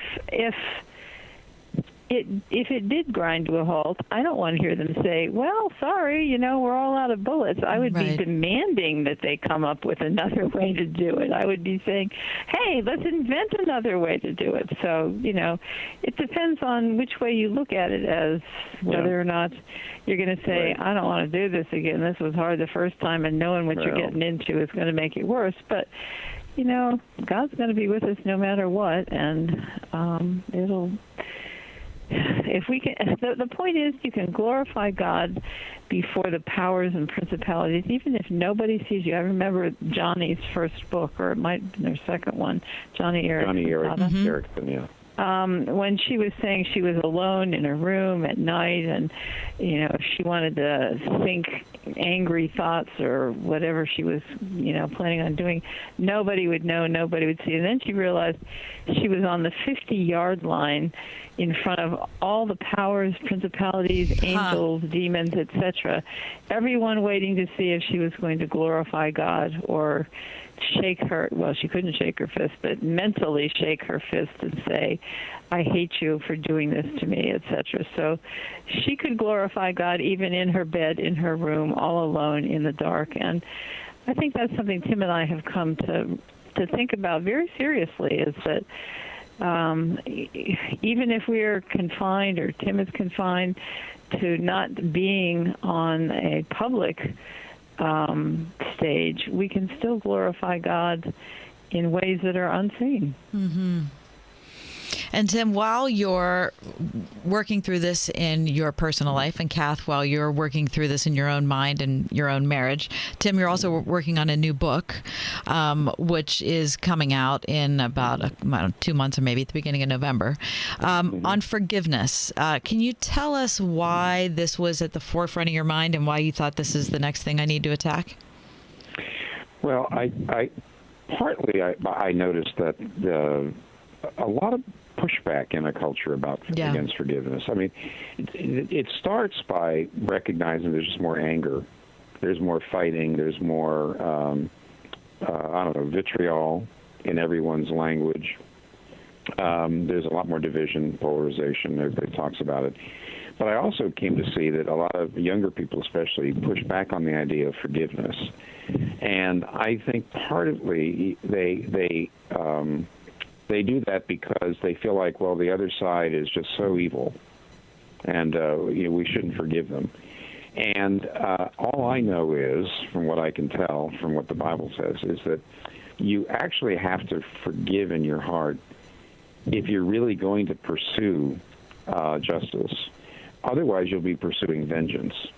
So you actually have to forgive even very bad people, so that if you're pursuing them in a way of trying to show them the error of their ways, trying to change their behavior, trying to protect other people from them, you want to make sure that you're not out just for vengeance and for payback, but you're really seeking justice. And so the more I realized, forgiveness, which is something that I as a pastor have been talking to people about for 50 years practically, because you can't have a marriage, you can't have a friendship, you can't have any any human community without the ability to repent and forgive. So it was very practical, but I came to realize it was also a cultural issue now. Yeah. So I wrote it for practical. Most people, I think, are always happy to. Everybody's struggling with forgiveness, either getting it from God or giving it to other people. And I think how-tos, which you're going to get a lot in that book, will be helpful. But it's also true that right now it's a cultural moment in which forgiveness is sort of fading, and I'm trying to point that out. Just at the beginning of this week, Tim and Kath, there was a local news story in Pittsburgh which made its way all the way across the pond. A local Carnegie Mellon University professor who's of her descendants are from Trinidad, posted that she heard that the Queen was dying, and without going into particulars about the tweet, she basically said, "I hope she, suffers excruciating pain." And yes, then we heard about that. Okay, so everyone. We did read about it. Okay, so everybody, kind of decided to discuss it. People in the UK, it was on the front page of The Guardian and the Daily Mirror.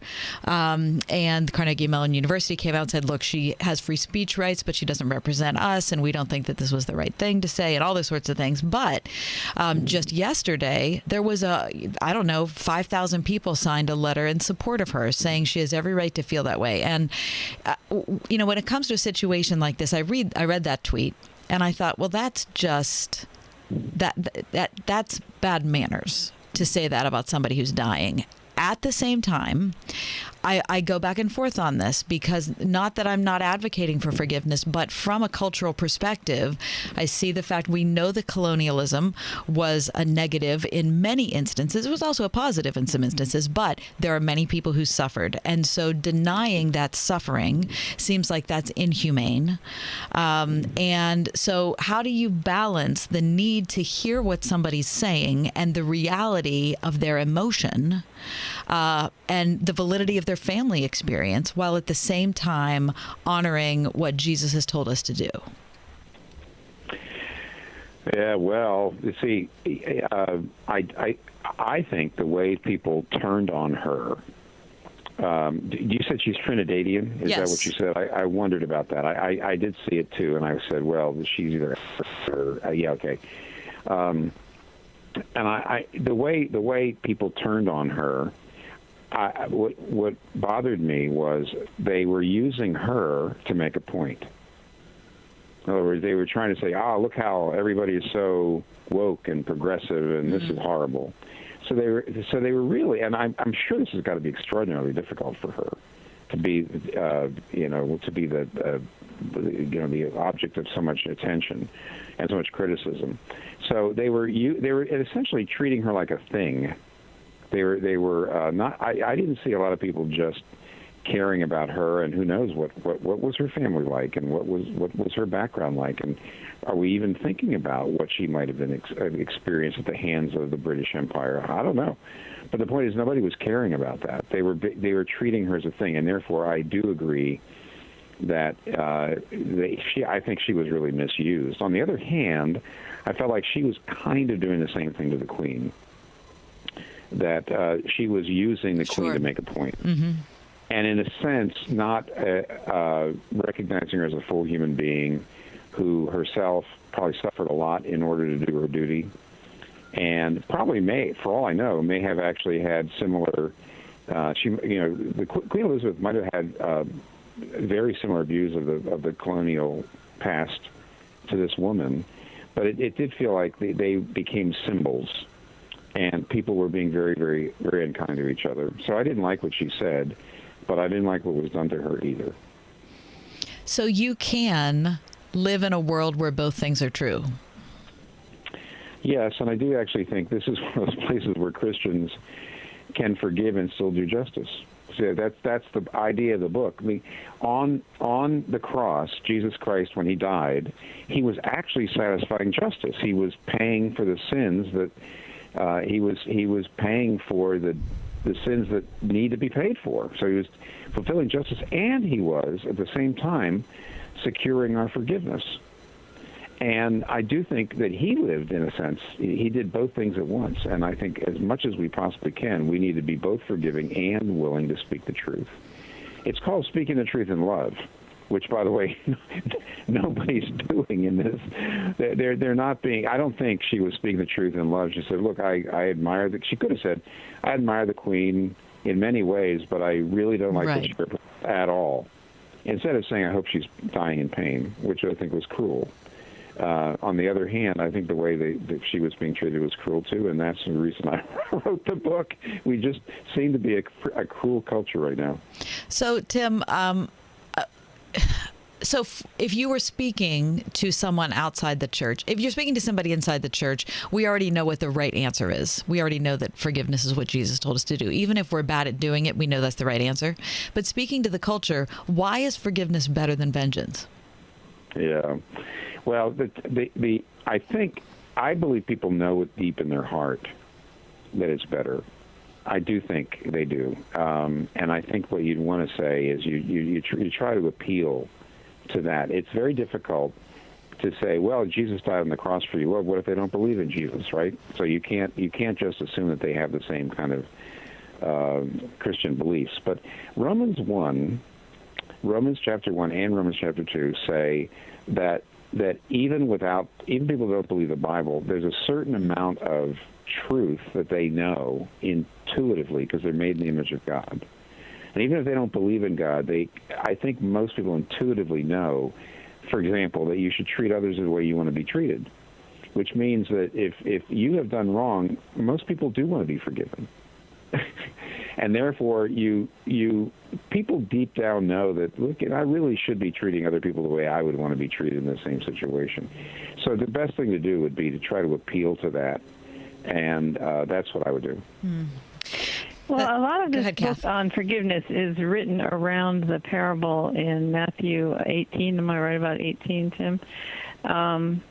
Where the ruler forgives his servant, this vast sum.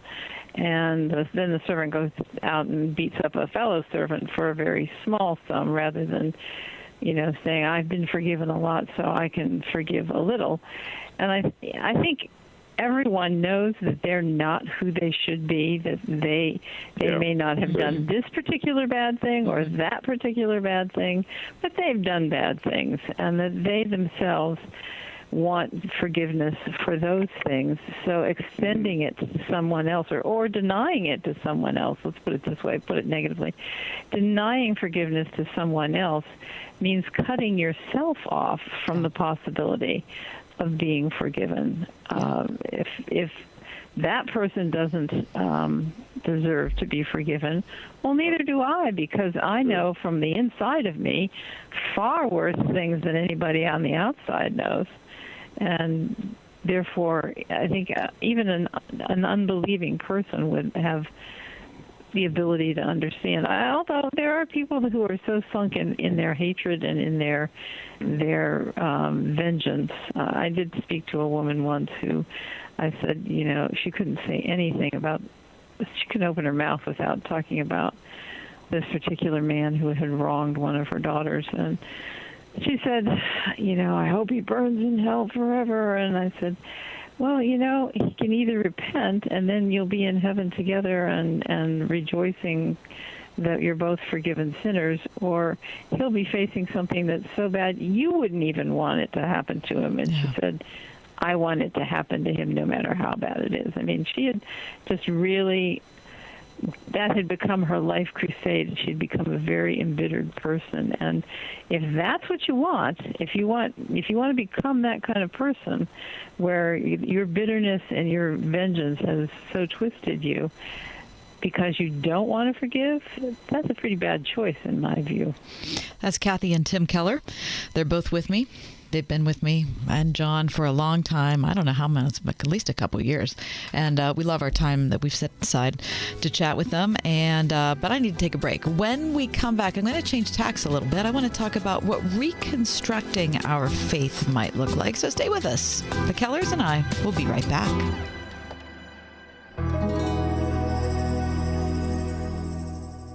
Aw, honey, I can't believe you gave me toe fungus. I was so embarrassed. I gave my wife toe fungus for the third time. Even after all the treatments I tried, all the money I spent, now my family was also dealing with this nasty problem. My doctor then told me that toe fungus is not just a cosmetic problem and that it can spread and get worse. He introduced me to a new and different routine that flushes out even the most difficult cases of fungus. It's called Crystal Flush. After just 3 minutes each day, my toes were looking better and better until the fungus was completely gone. Just imagine finally winning the battle against yellow, crumbly toes and being able to go to the pool or beach in total confidence. Call now, and for a limited time, you can try Crystal Flush risk-free for 30 days. Call 800-354-1862. That's 800-354-1862. Try it now risk-free. Call now, 800-354-1862, or visit crystalflush.com. Bachmann's Roofing and Solar is your local award-winning roofer. Stop waiting. It's time to inspect your roof and protect your home's #1 asset. With no interest and no payment financing for 12 months, Bachmann's Roofing is your easy choice for roofing, gutters, and solar. Did you know Bachmann's Roofing is one of the #1 GAF solar integrated roofing installers in the USA?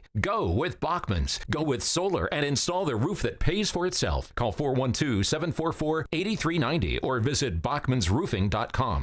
I answered the call. Together, we fought for our nation and its people. And even though I no longer wear the uniform, I am still a Marine. My service has come full circle. I will continue to support my country and my community. Then and now, Semper Fidelis remains my promise. Always faithful, always Marine. Meet Brad. Brad's hard at work, or at least his website is. Ever since he added live chat with Salem Surround, Brad's customers are getting their questions answered 24/7. Website purchases have gone up 35%, and they're over 3 times more likely to buy from him again. No bots, just real people helping real people. Live chat, one of the easiest, most affordable ways Salem Surround can increase your business while you do other things, or nothing at all. Ask us how at surroundpittsburgh.com. Listen on your smart speaker at wordfm.com, the Word FM app, iHeart, TuneIn, and on Odyssey. In your car or at home, too, at 101.5 WORD-FM, Pittsburgh.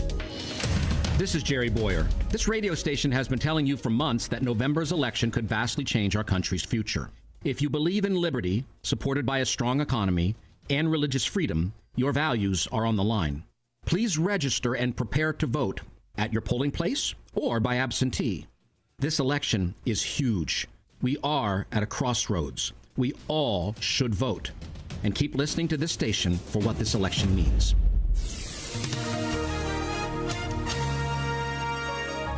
It'll be partly cloudy this evening with patchy late-night fog rolling in, and when your head actually hits a pillow, good weather for sleeping, low 55. For tomorrow, patchy morning fog, otherwise hazy sunshine, early taste of fall with a high 74. Mainly clear tomorrow night, patchy late-night fog, coolest night in months, low 52. With your AccuWeather forecast, I'm Ruth O'Brien.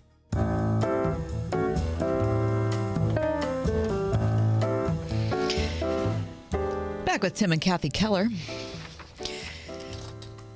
Over the last, 3, 4, 5 years, the idea of deconstruction, earlier in the show today, we were talking about new words that have been added to the Merriam-Webster dictionary as of this month. There are 320 of them, including adorkable, which is a word I don't feel like it's really past the threshold of should be included in the dictionary yet, but it is there. But the word deconstruction has become something everyone inside the Christian church, at least who has some access to social media, knows. So you guys, I want to ask you about deconstruction. I'm sure you've had friends like I have who have deconstructed. We've watched the Instagram, statements pan out with, the field in the background and, the cloudy filter, and everybody looks, like they're in contemplation. And I don't mean to be smarmy about it, but it also has kind of become a cultural artifact. So talk about how you see kind of this move of deconstruction and whether there's an alternate plan or process that can be in place as well.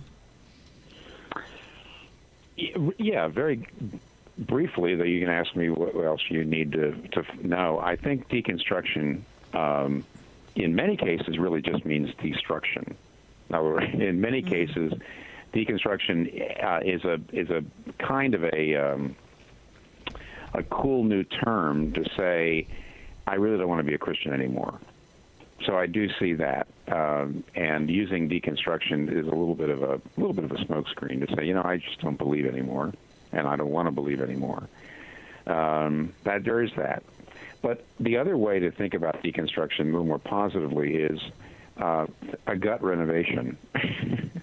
Because if you're going to really redo an apartment or a house, sometimes what it means is you have to really see a lot of things, in a sense, knocked down. In fact, it looks like somebody destroyed your house or your apartment when you're doing a gut renovation. But the whole goal is to redo it better than it was before, newer, that kind of thing. And I do think that's another approach, which is people realize that there's things that are part of what they thought were part of the Christian faith that they need to discard, and other parts they need to hold on to and grow, and they're not quite sure which is which, and so they're going through a period of time in which they say, I know my faith needs to change and grow. I'm not quite sure where, but I have to work on that. And that I can respect, because I've seen other people do that, go through it and come out stronger on the other side. Yeah, I have too. And so when I see a statement from someone, I admire the honesty of it. And I appreciate the fact that this is not the end point, that this is something that's in process. But what do you see as things that are important then? So I just finished a home renovation. So my husband and I took our first floor completely back to studs, completely. Yeah. So if we leave it like that, then it's not suitable for habitation. I'll tell you right now. That's right. So, so what are the important things so that you don't remain there? Well, I think usually when you do the renovation, there's certain things you say, I've never liked that, or I now realize that we shouldn't have that there. We need to replace it with something. But you're not getting rid of the whole house, of course.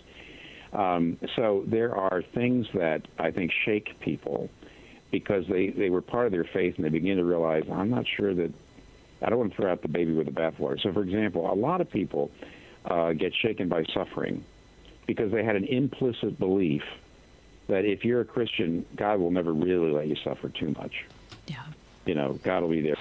And then they find they really did suffer, and then they begin to say, well, maybe there is no God. And what's happened is because they took a non-biblical belief, which is that you wouldn't suffer. I mean, that's the whole book of Job is about people who said, well, Job, if you're suffering, God, you must have done something wrong here. God would never let you suffer like this if you weren't, unless you were doing something wrong. And there's people like Job's friends who, when they find out, hey, good people do suffer, it shakes them, and they begin to wonder, well, maybe I'm mistaken about other things. That's the kind of thing. Also, other people are raised in very legalistic churches, and they can't tell all of the added human ideas. Like Christians never go to a movie. Christians just do not go to movies. Don't do that. Or maybe you heard, we don't smoke and we don't chew and we don't go with girls that do. So there's that kind of legalistic background. And sometimes when people come out and realize, gee, wait a minute, a lot of Christians aren't there, then they start to have to rethink the whole thing. So I think that's fine to get out of the kind of naive Christianity many people had, or the legalistic Christianity many people have. And it can be a period of, like you said, gut renovation, when it's not an easy time to live there, but at the same time, in the end, it could be much improved. Kathy, if you had a friend or a close family member, somebody who said they were deconstructing, what would be your concerns? What would you advise? I guess I would tell them first and foremost that, Tim already used the phrase, don't throw the baby out with the bathwater, that you can question everything right down to, as you say, right down to the studs, but don't give up on there being answers. Don't make the mistake of saying, I don't even want to hear it. I don't want to think about it. I'm going to just live my life without any reference to faith of any kind in anything. It's now just going to be about me having a happy life, because that's not going to work out well for you at all. So I would just be concerned that the person stay uncomfortable.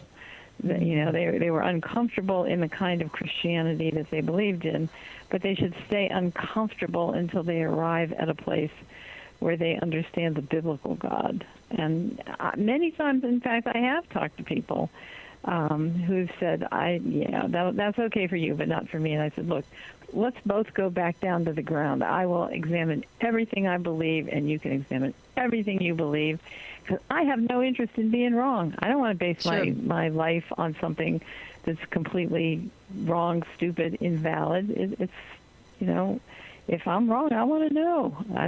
I really do. And if you're wrong, you should want to know too. So let's do this together. I would help go through the process with them and make sure that they don't stall out in just eat, drink, and be merry, and kick up my heels. Tim, talk about when the forgiveness book drops and what you're looking forward to about its debut. Well, I'll be very interested in seeing how people respond to it.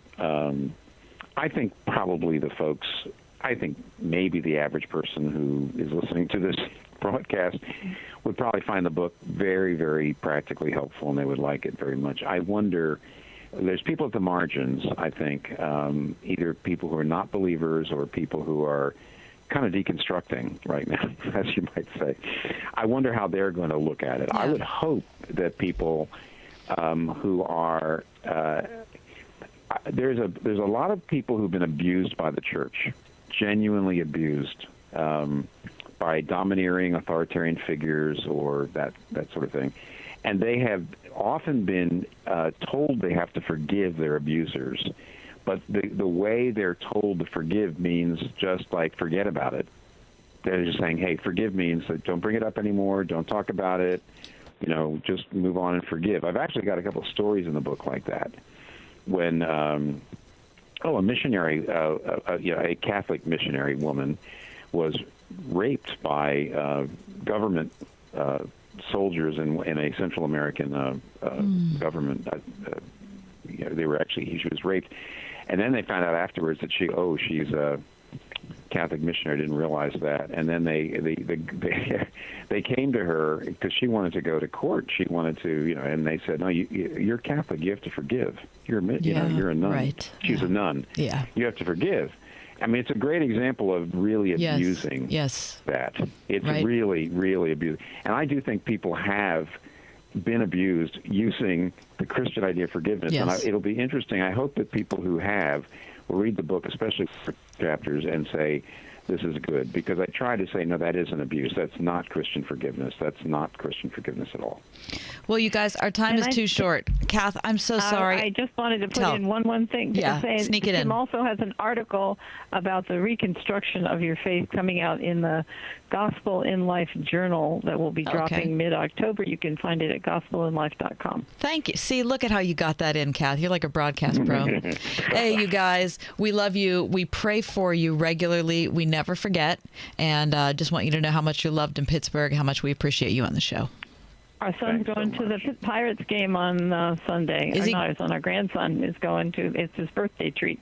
Well, isn't that awesome? The Mets are playing the Pirates here in New York, and they're going. And he's the only one in Pittsburgh who's choosing to go to the Pirates game over the Steelers game. But, you know, it's just the sadness we live with. Okay. Well, they're playing in New York, so there you go. All right. Well, great to talk to you guys. Let's go Pirates. Let's go Steelers. All right. That's Tim and Kathy Keller. All the information about Tim's new book called Forgive, Why Should I and How Can I? You can find online wherever you get your books. It drops November 1st.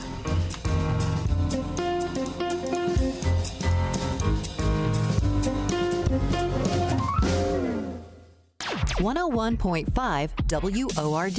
You could win a 4-day trip to America Fest 2022 in Phoenix this December to join Charlie Kirk and other conservative speakers. Learn how to defend your God-given rights. Winners receive flights, hotel, rental car, and VIP tickets to AmFest 2022. When you enter, you'll receive a PDF download of the Unashamed and Unafraid Challenge, a 5-day study to grow your understanding of your calling to biblical citizenship. Sign up now at wordfm.com/America.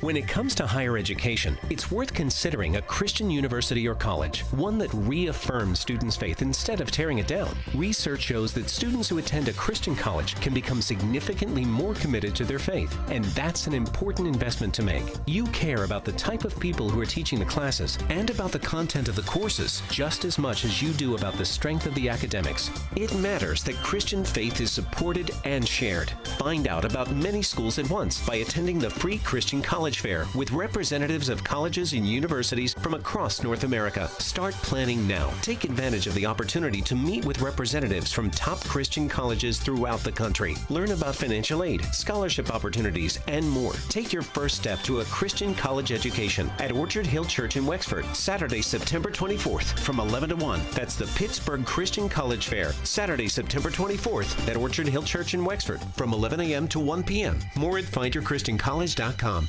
First, we decide where we want to go.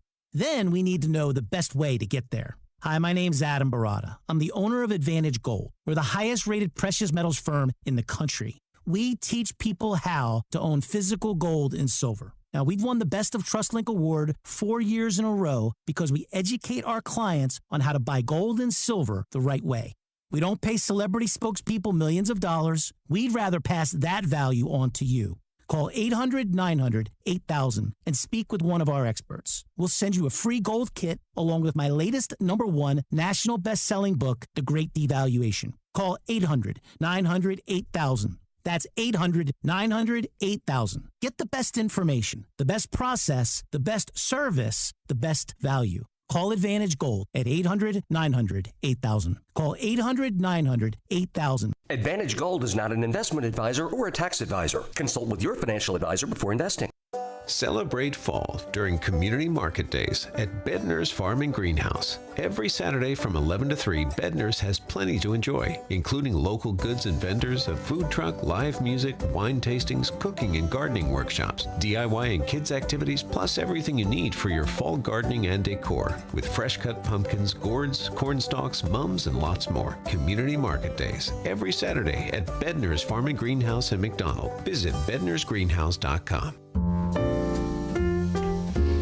Today, Major League Baseball celebrates one of Pittsburgh's most beloved sons. It is the 21st annual Roberto Clemente Day, and with it, we commemorate the passage of a half-century. It'll be 50 years on New Year's Eve this year since the death of Roberto Clemente. The Pirates, for whom Clemente played all of his 18 years, are going to play the Mets at Citi Field in New York, with all the players, managers, and coaches for both clubs putting on Clemente Clemente's number 21 on their uniforms. You can watch the game on Fox at 7 p.m.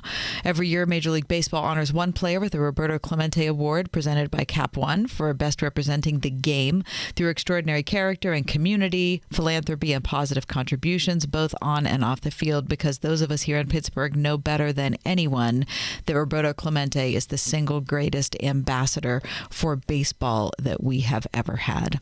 So as Major League Baseball celebrates Roberto Clemente, even closer to our hearts here in the city that made him so famous. All right, we're going to take a break. Coming up next, how sitting all day can cause you health problems. And also, you can celebrate. You can walk around but still eat your double cheeseburger because it's National Double Cheeseburger Day. That's next.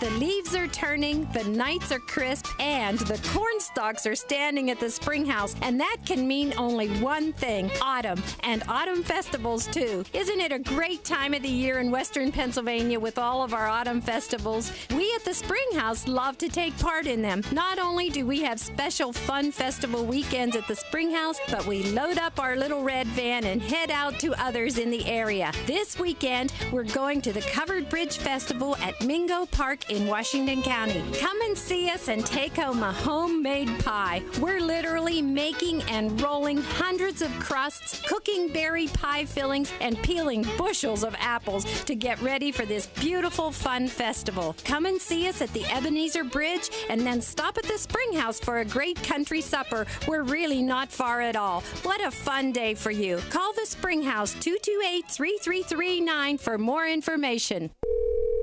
Hello? Hey, stranger. Oh, hi. Thank goodness it's you. I was afraid to answer the phone. Why? What's up? The credit card companies are after me. They want me to make payments, and the calls never stop. Ouch. Been there before, but I got help from Trinity Debt Management. Trinity? Yeah, I called, and right away, Trinity contacted my creditors and got my interest rates cut in half.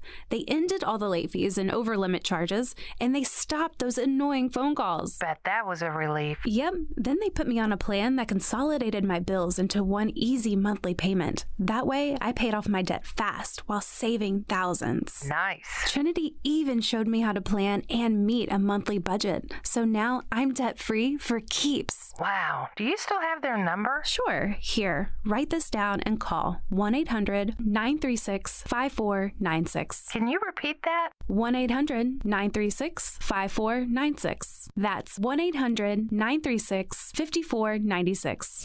A successful baseball coach gets the offer of a lifetime. We need a new coach. I'm looking at it. I'm Coach Brooks. I love this game. When his methods reveal his faith, two worlds collide. Your job description at this school reads coach, not pastor. I'm being forced to choose between providing for my family and doing what God called me to do. This is bigger than baseball. It's bigger than you. Champions live here. Running the Bases. In theaters tomorrow. Rated PG.